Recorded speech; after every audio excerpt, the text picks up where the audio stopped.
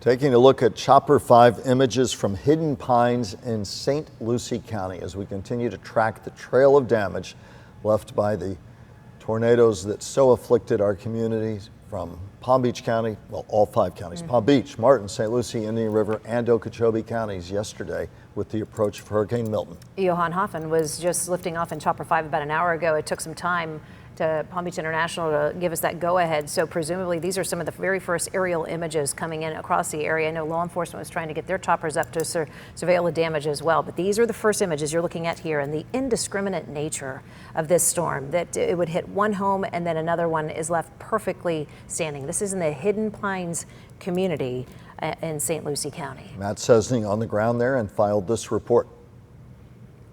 The Holiday Pines neighborhood is just on the other side of these trees along Turnpike Feeder Road here. Spanish Lakes, which got hit very hard by the tornado, is just down the road a little bit. But Holiday Pines also got hit by that tornado. We drove through that neighborhood and paid a visit to it earlier today. There was debris and damage everywhere on many homes in that neighborhood. And in particular, Shane Ostrander's home totally destroyed. He tells me he and his wife hid in a closet as the tornado passed overhead.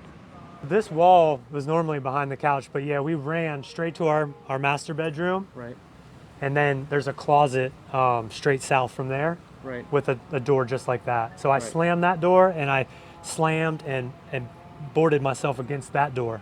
And she and the dog were in the back corner of the closet. What was that like, the noise and the feeling? It sounded like 2 bombs going off.